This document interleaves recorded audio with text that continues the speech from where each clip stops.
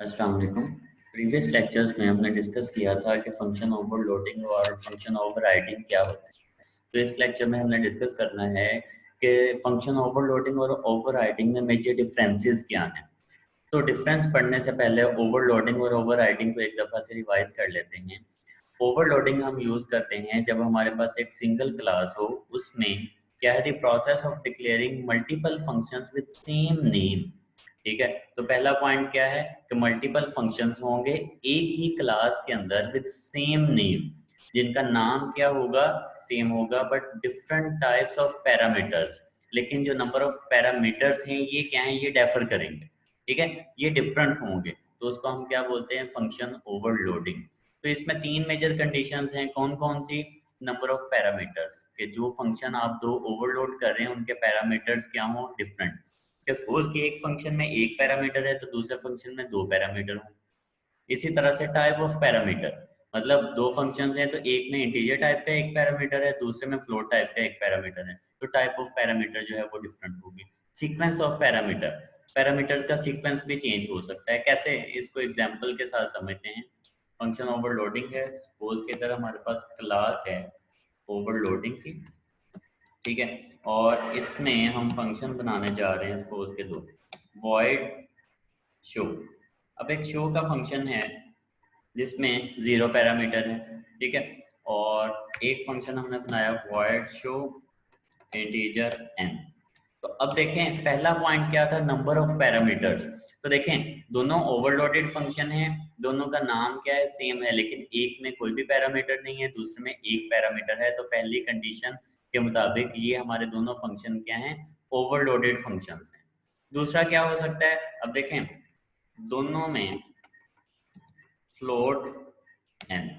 अब देखिए दोनों में एक एक पैरामीटर है, लेकिन एक की टाइप क्या है, फ्लोट, जबकि दूसरे की टाइप क्या है, इंटीजर है।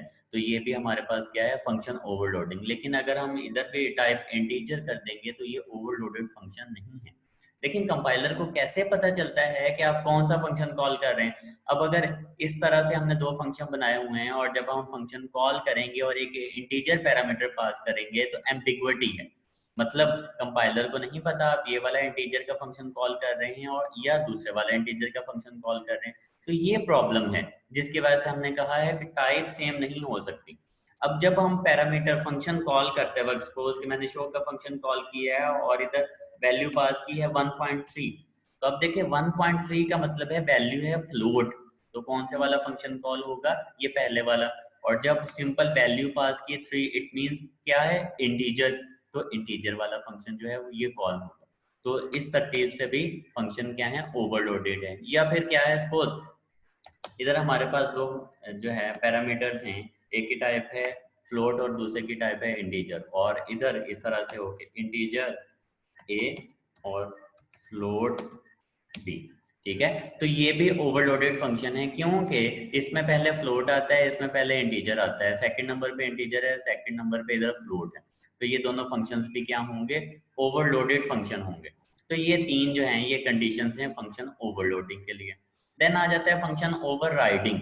ओवरराइडिंग क्या है, function overriding in C++ is the process of declaring a member function in a child class with same name and same parameter as parent class। मतलब ये कि ओवरराइडिंग की अगर हम बात करें, क्लास है ओवरराइडिंग। ठीक है, ओवरराइडिंग की क्लास में सपोज कि इधर हमारे पास एक फंक्शन है पब्लिक वॉइड शो। ठीक, ये फंक्शन इधर हमने डिफाइन कर दिया। उसके बाद दूसरी क्लास क्रिएट करनी है, class B colon public overriding. ठीक है, तो अब क्या है, एक तो दोनों क्लासेस में रिलेशनशिप बन गया, एक पेरेंट क्लास है और एक चाइल्ड क्लास है। तो ओवरराइडिंग की पहली कंडीशन ये है कि एक पेरेंट क्लास हो और दूसरी चाइल्ड क्लास हो। ठीक है, पहली कंडीशन फुलफिल होगी, उसके बाद पब्लिक, और इधर आके फिर हमने वॉइड शो। ठीक है, एक और फंक्शन बनाया। अब देखें दोनों क्लासेस, एक पेरेंट क्लास है दूसरी चाइल्ड क्लास है, दोनों क्लासेस में सेम नेम और सेम टाइप और सेम पैरामीटर के फंक्शंस हैं, तो इसको हम बोलेंगे फंक्शन ओवरराइडिंग। लेकिन अगर इधर मैंने एक पैरामीटर दे दिया इंटीजर n, इंटीजर टाइप का, लेकिन इधर कोई भी पैरामीटर नहीं है, तो ये दोनों ओवरराइडेड फंक्शन नहीं है, क्योंकि ओवरराइडिंग की कंडीशन ये है कि दोनों क्लासेस, पहली कंडीशन के चाइल्ड और पेरेंट का रिलेशनशिप हो, और दूसरी कंडीशन क्या है कि दोनों में टाइप और नंबर ऑफ पैरामीटर्स जो हैं वो भी क्या हो, सेम हो। तो ये हमारे पास क्या होता है, फंक्शन ओवरराइडिंग। तो होप्स हो कि दोनों जो हैं ओवरलोडिंग और ओवरराइडिंग के रिवाइज हो गए होंगे। मेजर डिफरेंस क्या है, अभी हमने सारे डिफरेंसेस ही डिस्कस कर लिए हैं। Function overriding happens in the same class. हमने कहा फंक्शन ओवरलोडिंग क्या होती है, सेम क्लास के अंदर होती है, जबकि ओवरराइडिंग क्या होती है, डिफरेंट क्लासेस में। एक क्लास क्या होगी, पेरेंट, जबकि दूसरी क्लास होगी चाइल्ड। तो ये मेजर डिफरेंस हो गया।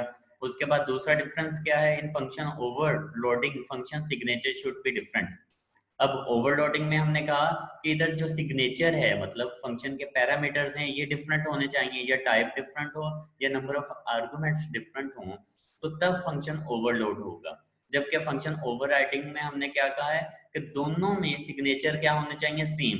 अगर जीरो पैरामीटर है तो जीरो पैरामीटर, अगर एक इंटीजर टाइप का पैरामीटर है तो दोनों में इंटीजर टाइप का पैरामीटर हो, तो तब जाके ये कहलाएंगे ओवरराइडेड फंक्शन।